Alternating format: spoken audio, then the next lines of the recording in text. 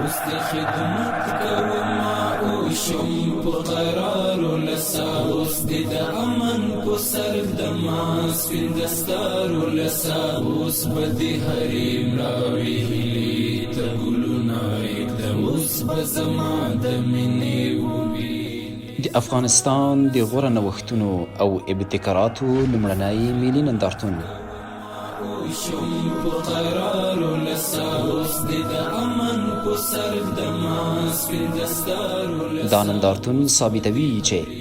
د ګران هیواد ځوانان او لویان د نړۍ سره د سالم رقابت په ډګر کې د غوره سیالۍ جوګه کسان دي.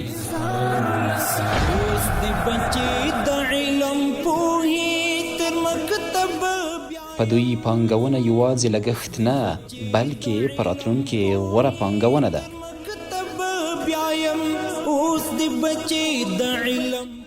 د دې لپاره چې هیواد مو د بیکارۍ له ناورین ژغورلی وي، د تخنیکي او مسلکي زده کړو ادارې د تعلیمي بنسټونو دروازې د هر ګران افغان په مخ پرانیستې دي.